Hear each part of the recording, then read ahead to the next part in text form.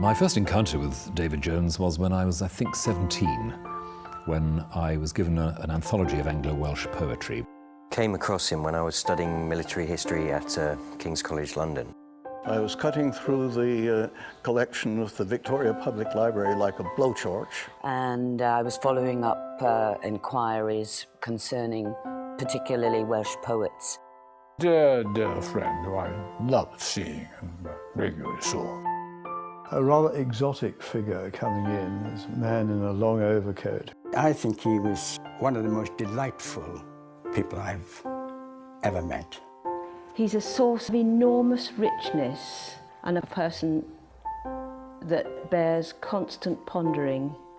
I think that made him the perfect person for me to encounter as I was embarking on my own writing as a poet. He changed everything.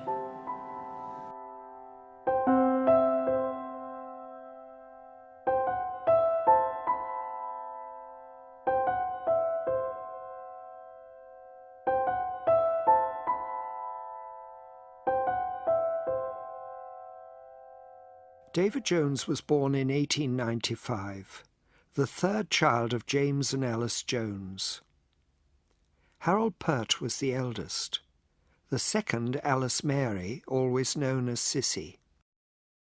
At the age of 21, soon after David had enrolled at art school, Harold would die of tuberculosis, and only Sissy would marry. David Jones, although briefly engaged, would never marry, continuing to work despite recurrent bouts of ill health as painter and poet until his death in 1974.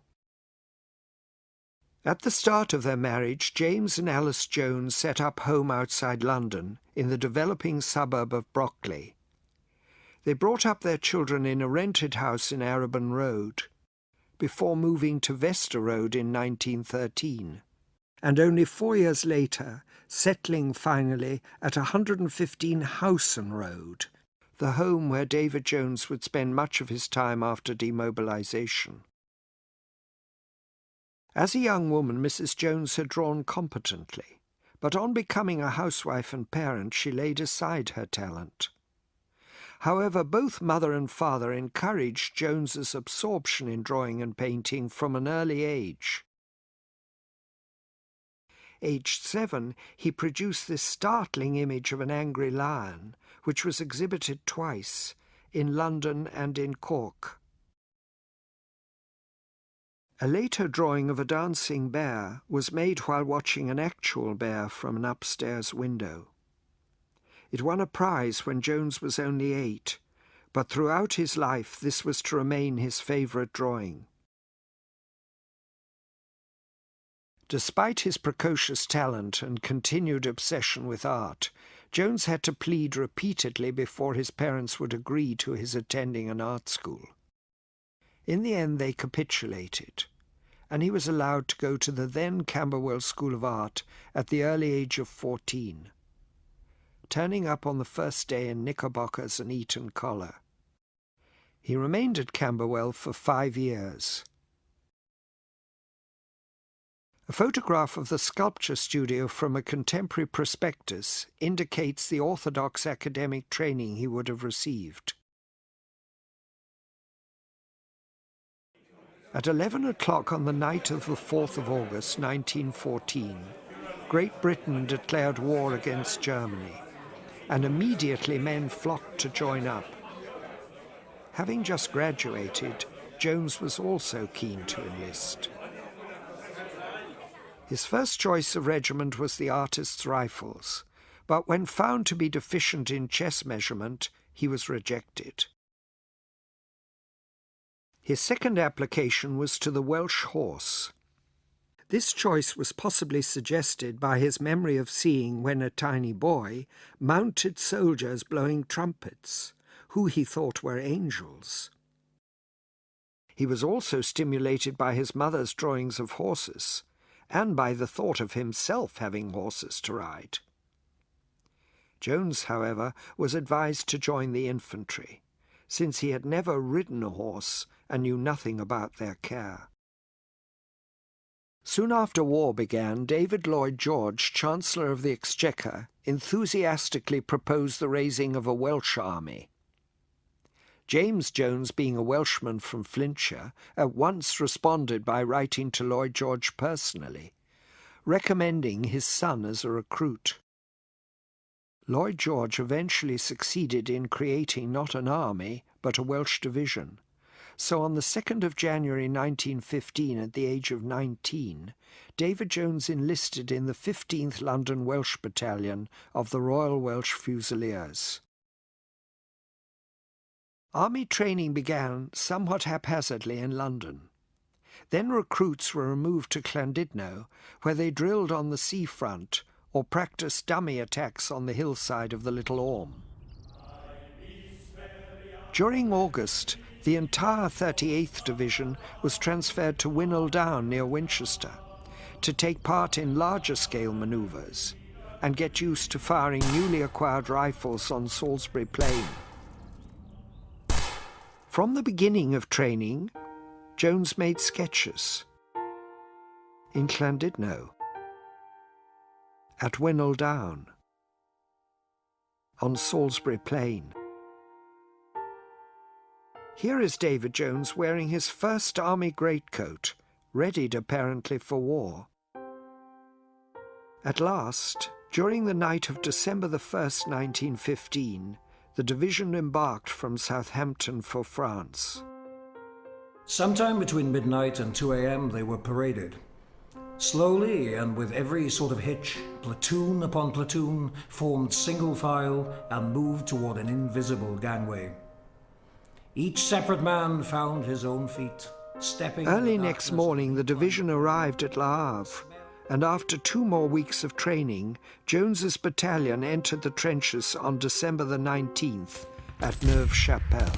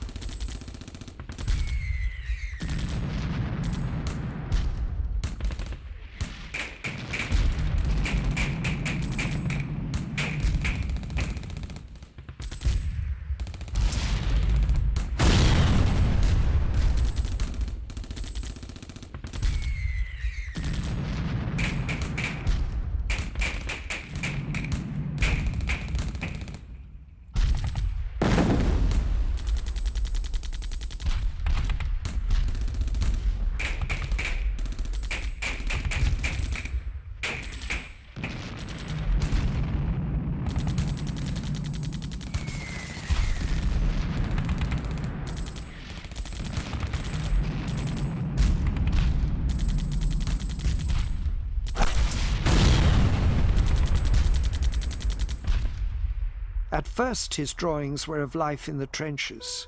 Then, when moving behind the line, he would quickly sketch the battered remains of towns or villages he passed through. Brilon. Brilon. Flanders. And again Flanders. What can be said of Jones the soldier? I think he was quite a reasonable soldier and very proud of his regiment. I've noticed that with a lot of the Royal Welsh Fusiliers, they all seem to be extremely proud of their regiment and the regimental traditions.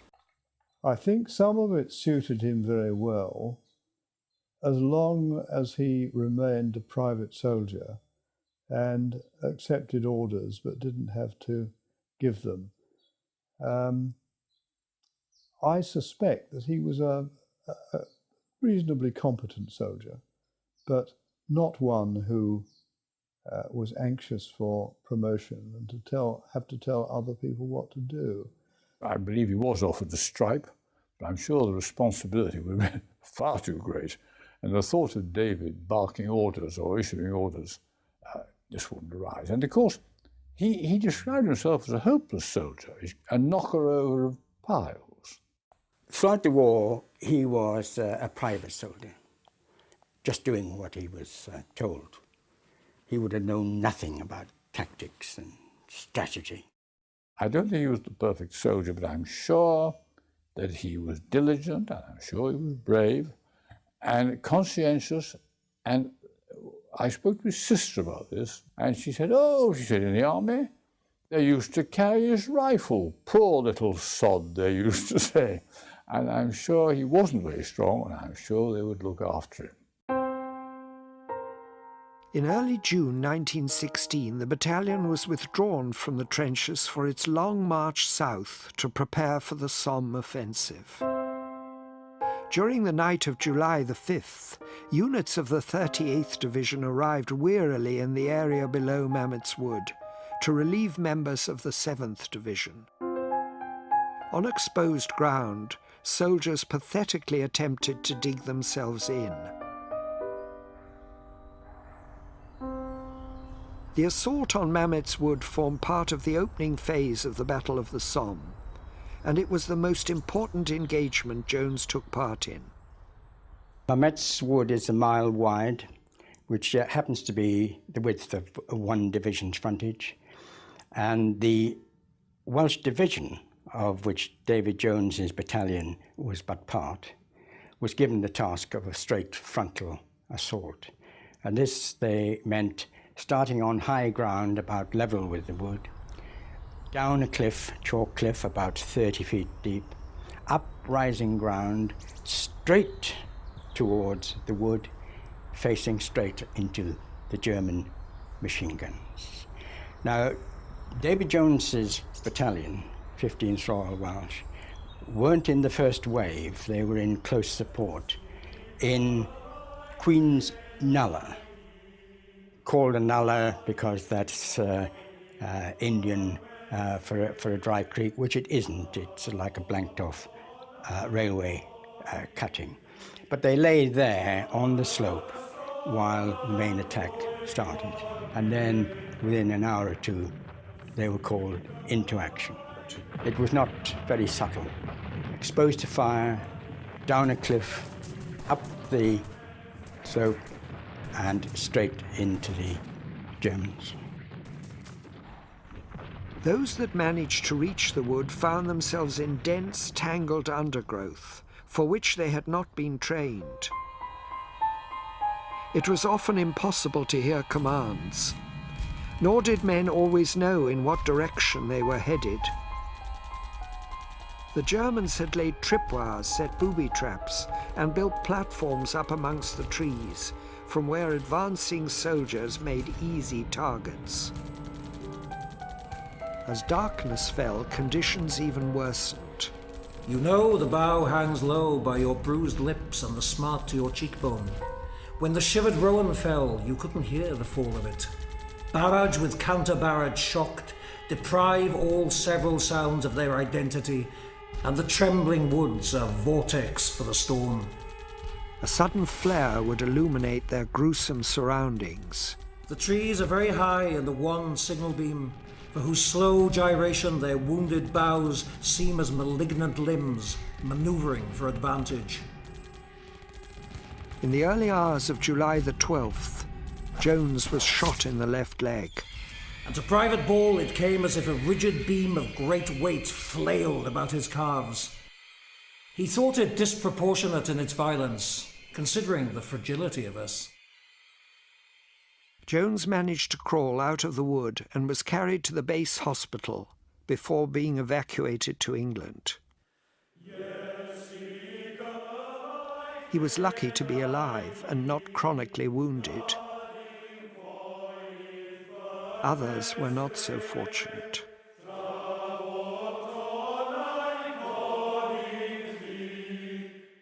But sweet Sister Death has gone debauched today and stalks on this high ground with strumpet confidence, makes no coy veiling of her appetite, but leers from you to me with all her parts discovered.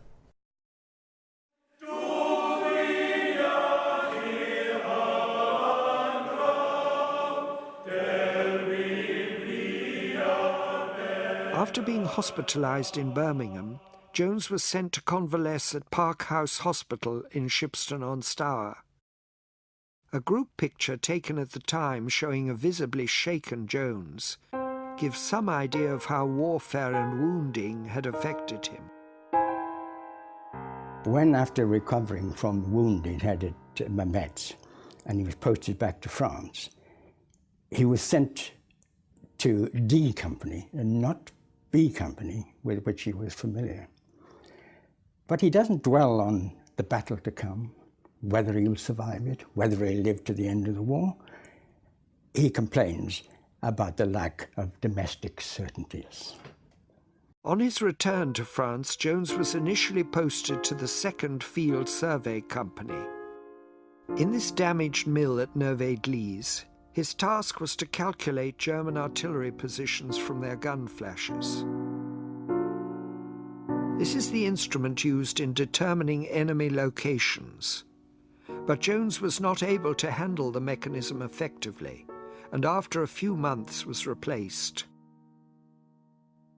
I think the war drawings are quite extraordinary, because here is a man who, as we know from his later writings and drawings, was under great duress, as they all were in the trenches of the First World War, and yet he is able to sit down and to draw in a remarkably objective, almost documentary way about the look of things around him. In particular, of course, his fellow soldiers. And that comes through again and again in these drawings, very quick little sketches of young soldiers asleep, preparing themselves for battle, doing everyday duties.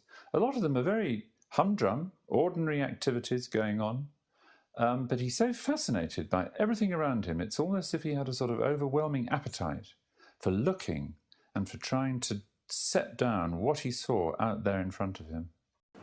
It's amazing to see how much speed there is in the pencil lines, how fast he must have had to work. They're tender, they're impressionistic. The faces of the soldiers, though, they look like real people. I think that they show his commitment to the act of drawing.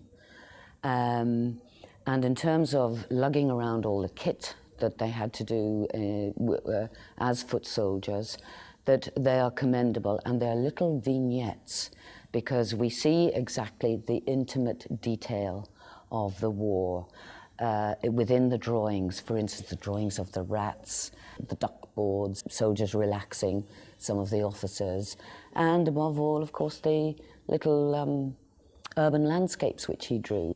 They were a long way, weren't they, from his later visual work. I think the one thing that's clear is here was a man who'd been at art school for 5 years, then into the army, and he must have done, I'm absolutely convinced, far, far more than was left to be published later on. I'm absolutely knocked out by them. About the draftsmanship is so consummate, it's extraordinary. The figures have a wonderful sense of wholeness, and none of these drawings from life, none of the distortion that one associates with the work that he did in pursuit of his ideas. They remind me of Van Gogh's drawings. They have this same kind of urgency as he's looking at these people going about their daily work. And then also there's these little drawings of the farm buildings, which of course we saw. And these again remind me of some of Mondrian's early drawings, where of course there's a tremendous distinction between the flatness of the plains of Picardy and the trees, some of which still seem to be standing in these drawings. And here there's a very quick one of a guy looking through a telescope, and just a few lines, and you can see him looking, taking a reading on an enemy flash gun, Neuve-Église. And here's again Neuve-Église, a beautiful little group of drawings done perhaps with a very, very soft pencil, and rats shot during the pulling down of an old dugout. And these again are extraordinary drawings. We go to everything that he's done, and there's something else, and there's something else. I mean, that is the mark of the great artist, isn't it, for all time. In February 1918, he suffered so severe a bout of trench fever that he again had to be invalided back to England and spend time hospitalised in Liverpool. On the morning of the 11th of November 1918, at 11 o'clock, hostilities between the warring nations finally ceased. Servicemen were no longer forced to peer at the enemy through loophole or periscope, down the sights of rifles or from the peep slots of tanks. All guns were silenced, and the smoke of explosives cleared from the sky. But the war was not quite over for Jones, who was stationed at Limerick in Southern Ireland, and not to be demobilised until January 1919. For a New Year card entitled The Quest, Jones depicts a knight with a message written in medieval language, exhorting Sir Knight to fulfil his chivalric duty by liberating those who suffer under tyranny. A guardian angel, maybe? There's a real tension at the beginning of the 20th century in the image of the soldier, I think. If you look at children's books, boys' books from the pre-First World War period, the crusading image is still around. It's as if there is being pushed very, very strongly a kind of medieval view of what soldiering is all about. These are completely non-ironic images.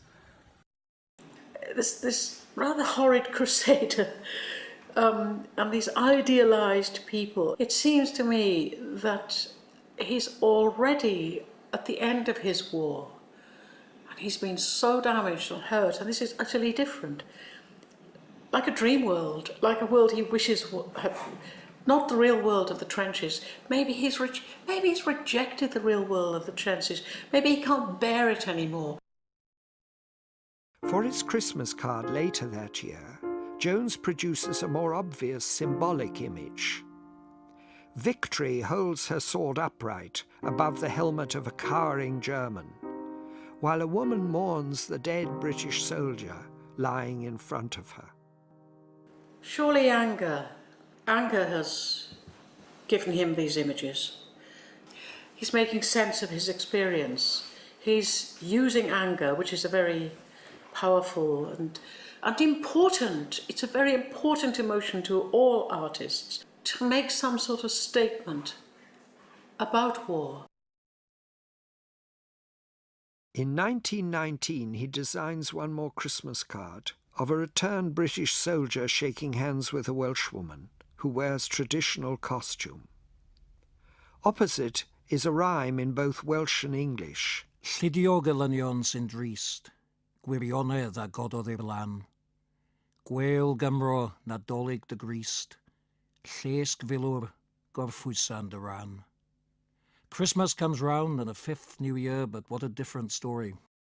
Let's drink a toast to the Fusilier, Blighty, home and glory. These public illustrations seem totally unlike Jones, derivative, commonplace. How are they to be explained or understood? He's beginning to speak about it in images, in words too, but he's not able to be calm. He's not able to be the David Jones he will be later. This is breakdown. Following the armistice, the daunting task facing the French and Belgians was how to resuscitate the scarred and stricken landscape. Was it even possible, the authorities at first wondered? But very gradually over years, shell craters were drained and filled in, as were abandoned trenches. Towns and villages were rebuilt, and the scattered corpses assigned to appropriate graveyards. Although based on a painting, The Black Brunswicker, by the pre-Raphaelite John Millais, Jones's illustration, published in 1917, is more ambiguous. Is the soldier saying goodbye or awkwardly greeting his sweetheart? Whichever it was, Jones returned to no sweetheart. I have a feeling that, first of all, I think he, in many ways, enjoyed the war. He found great camaraderie amongst the troops that he was with, and it gave him a kind of base and a sort of home. Over the next 2 years, he lived with his parents in Howson Road, and taking advantage of an ex-serviceman's grant, decided to go back to art school, this time choosing the more up-to-date Westminster School of Art. Several working studies for paintings show his evolving use of the theme of soldiers. Most likely a war sketch provided subject matter for the first of these. But even when his theme is contemporary, the soldiers are arranged according to the principles of Italian Renaissance perspective, and as a result, the composition lacks immediacy. In France, while searching for firewood, Jones had glimpsed between the planks of a derelict barn a Roman Catholic priest celebrating Mass by candlelight for a group of uniformed soldiers. This image left an indelible impression, probably recalled in this sketch. Since the Roman Catholic Westminster Cathedral was close to the art school, Jones often dropped in to pray or admire the newly carved Stations of the Cross by the sculptor Eric Gill. A Roman Catholic church at the end of Howson Road may have provided another incentive, for Jones was contemplating changing his religion.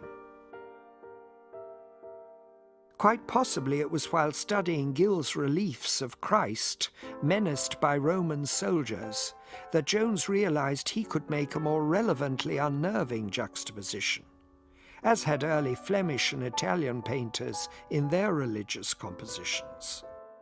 Before long, he wanted to put his soldiers into religious settings, but in this study for the betrayal of Christ, the two themes of sacred and military do not quite cohere. It is the unit of soldiers doggedly marching which rivets attention. Rather than direct the spectator's eye to those crucified, Jones focuses on the soldiers playing dice under one of the crosses, substituting the British Tommy for his Roman counterpart. There are two or three things going on in these images, aren't there? One is something of a resistance to the soldier as Christ image, which is so much part of a particular kind of sentimental religiosity early in the war. He's certainly turning his back on that. And the soldier here becomes the crucifier, not the crucified. The Tommy is the witness to suffering, the uncomprehending witness. You see the bowed, dutiful, bored figures of soldiers going about their business. I think I can relate the angularity of the soldiers' figures, the harshness, the bleakness of them, to drawings that were made in the First World War by Vorticist artists. In particular, I'm thinking of William Roberts and Wyndham Lewis, both of whom did extraordinarily powerful, almost man-machine images of how they saw life being transformed in the front line. All the soldiers are identical. They're kind of automatons. Something sinister, something robotic, something that eradicates flesh and blood altogether. In becoming a Roman Catholic, Jones believed he was, first of all, I think, acquiring a myth that made sense of his world. A myth in the neutral sense, not an untrue story, but a huge symbolic framework. And it's the symbolic framework that captures him, the unforgettable description of the Mass in the barn at the front, where he just sees suddenly something going on which everything converges. So he's acquiring a symbolic vocabulary, and because of that, acquiring a theory of symbolism as well. Early in 1921, when a friend suggested a visit to Eric Gill, Jones was happy to agree. Immediately the two men liked one another, and surprisingly soon were collaborating.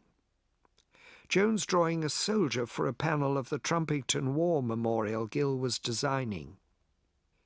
Inspired by Gill's own earlier conversion, Jones converted to Roman Catholicism in September. Before joining him and the other Roman Catholic craftsmen, working as a community in the Sussex village of Ditchling. Furthering their recent collaboration, Gill turned Jones's drawing into an engraving, since this was a skill Jones had not yet mastered. But once at Ditchling he hurriedly did, and was set to work designing covers for the community's magazine, The Game, printed by their own St. Dominic's Press. One cover illustrates the commandment, "Thou shalt not covet," with an officer and politicians. While the officer measures territorial boundaries, the politicians consider how they may profit from revising them. I think I'd have to say that Gill had, in some ways, a bad influence on Jones as an artist.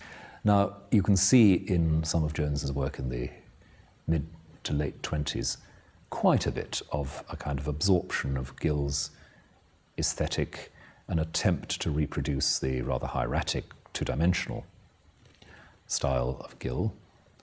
And because he's a skillful performer, Jones does it quite well. One of the main reasons why Gill and Jones forged such a close relationship was their shared passion for religion. It inspired both of them in quite different ways, but similarly in the sense that they felt able to take considerable liberties with the traditional biblical images and stories. And above all, when we look at David Jones's extraordinary picture called Jesus Mocked. On the walls of a shed, he did have a habit of painting in places which would ultimately turn out to be very vulnerable. It's a great surprise. It comes, I think, as a sort of slap in the face to anybody who is familiar with the traditional way in which Christ's scourging is portrayed by the old masters. Because, of course, what Jones does is to get rid of those familiar people who are persecuting Christ and substitute for them First World War soldiers. It's the soldiers who are inflicting the injury on Christ. Apart from one who seems to be kneeling on the floor, almost begging Christ's forgiveness, which is very typical both of Gill and Jones because they were very interested not only in suffering but in redemption. Although there's all that going on, at the same time, I think there is hope here as well. For Jones, meeting Eric Gill was altogether decisive. Every aspect of his talent was either amplified or inspired by Gill's example. Whether as sculptor, engraver, letter designer, writer, or Christian thinker. By Christmas of 1924, Gill and Jones had severed their links with Ditchling, but in meeting the Gills, Jones had found a family he would remain attached to for the rest of his life. Towards the end of the 1920s, the French countryside was being recultivated. Fields could again be seeded and harvested. In an outpouring of public money and sentiment, nations vied with one another in having extravagant monuments built to honour their dead. For Great Britain, Sir Edwin Lutyens designed these arches at Thiepval. While at Vimy Ridge, the Canadians erected two immense pillars, including symbolic figures such as this. Whereas at Saint-Julien, a simpler Canadian monument depicts perhaps only what can be memorialized. the soldier whose life was lost in the indiscriminate slaughter. However, the detritus of 4 years of unremitting warfare could not be dealt with wholly by clearance or commemoration. Year after year, remnants of military paraphernalia continued to surface in the process of agriculture or excavated in reconstruction. What could not be eradicated either was what persisted in troubling the minds, dreams, hearts, or bodies of survivors. Veterans felt impelled to give shape and meaning to their experiences, in prose now rather than verse. German and British books began to appear. British ex-soldiers, war poets among them, writing memoirs of service or recording their participation in particular battles. Salis de Béarn in southern France was considered by Eric Gill to have a quality of goodness and quietness, even holiness, which seemed to have gone forever from England. From 1926, when his secretary bought the Villa des Palmiers, Gill and his family began to stay there. In April 1928, Jones accompanied members of the family to Salis. This was his first journey to France since the war. And although they are ostensibly to paint for a forthcoming London exhibition, the visit was to affect him in a way nobody could have foreseen. In one of the early Welsh myths collected in the Mabinogion, these words occur. Evil betide me if I do not open the door to know if that is true which is said concerning it. So he opened the door. On his return to England, Jones decided to make a series of war illustrations and write captions beneath them.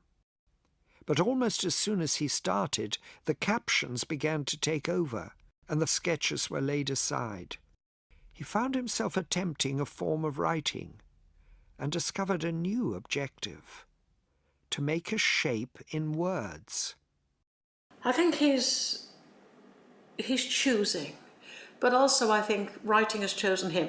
He uses the letters as a mark on the page and then moves into the meaning of the marks on the page more literally, and then finding that actually they're not literal, that poetry is just as much a way of making art not literal, making it through triggers of the imagination, through metaphor, through the many languages, through the references, through the stories. This inconsequential sketch, easily ignored in the manuscript, is in fact of an explosion, something Jones early in his writing describes vividly. Out of the vortex, rifling the air it came, bright brass-shod Pandoran, with all filling screaming, the howling crescendos up-piling snapped. The universal world breath held 1/2 second, bludgeoned stillness. Then the pent violence released the consummation of all burstings out, all sudden uprendings and rivings through, all taking out events, all barrier breaking, all unmaking. But he cannot draw or paint an explosion in similar detail. It is too vicious a subject. By 1932, Jones had become one of the foremost British painters and engravers, and had almost finished what had grown into an epic war poem he would call In Parenthesis, when he began to suffer from insomnia, month after month. As a quotation from the Mabinogion he would use for his prologue implies, he had opened a door. Now he could not sleep, he could not work, he could not fathom what was happening to him. The quotation details what soldiers are conditioned not to reveal. And when they had looked, they were conscious of all the friends and companions they had lost, and of all the misery that had befallen them. And what of the concluding line? And because of their perturbation, they could not rest. In Parenthesis, the poet asks a question. But why is Father Larking talking to the dead? Since the death of his elder brother Harold was almost never mentioned in the family, Jones had no experience of remembering the dead. While his painting was leading him into greater fluidity, where objects were freed of precise bounding lines, in becoming a poet, it was imperative that he remember intensively the carnage he had been attempting to forget. How was he to make the practice of these two arts cohere? Yet slowly, with the cosseting of friends and eventual medical assistance, he managed to complete his poem. In 1937, In Parenthesis was eventually published with 2 illustrations, a frontispiece and an end piece. It was immediately acclaimed by poets, writers, and critics, winning the coveted Hawthornden Prize a year later. David Jones would now have to be considered in a new context, as artist and poet. There's a sense in which the opening image says it all. Here is the soldier caught in the thicket. The soldier with the one bare foot that's so often a symbol of initiation and liminal and sacred identity. The soldier who is and isn't Christ, who is and isn't the Arthurian or the Homeric hero, and the extraordinary, thickly textured background of imagery. That's what it's all about. It's about the archaeology of being a soldier in the First World War. Under the surface of the ordinary conscript in the trenches. And it seems as if the visual images that go with In Parenthesis are a kind of highly condensed version of what he wants to say. He knows that no visual image can carry all of that. And so it's got to be spelled out and quarried and quarried and quarried. So it's very appropriate, I think, that In Parenthesis is framed by visual images and that those are part of the poem. Of course, we did talk about In Parenthesis and the characters and events portrayed in it. And at one point he did say that there is little in Parenthesis that is not straight reporting. David thought it was a poem, of course. Sure he did, and presented it as one. I find bits of it a poem and bits of it narrative. A lot of it's very reminiscent of soldiering. No, I think it's a mixture to me, whereas to some people it's entirely a poem. A hard task, because I'd looked at it before and it didn't look easily accessible to a military historian. But once I got into it, I thought it was absolutely superb. It looks in unsparing detail and listens. The voices that come out are real voices and unconsoled voices. I think that Jones's description of it being a writing is very accurate and very good. It is a poem for me because it has all of the attributes of a long epic poem. It has the most amazing internal rhyme and rhythm and meter and song. I mean, there's a real song in that work. So it is a poem, but it's a very, very different kind of poem. And in its allusions, in the breadth and the range of its roots that kind of both stretch up to very, very contemporary periods for Jones, very contemporary language, and right back into the Mabinogion, and ancient Wales. It's incredible, but it has that layered communication of a poem. So for me, it is still an amazing, different, surprising epic, but it is a poem. What's going on? Well, a massive cultural history of which the soldier in the trenches is unaware. A cultural history which is also a religious history.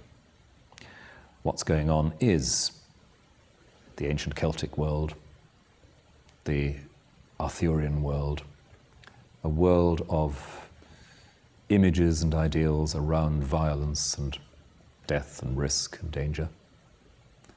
And woven in and out of that at every point is the slaughtered lamb, the ram caught in the thicket, the divine sacrifice.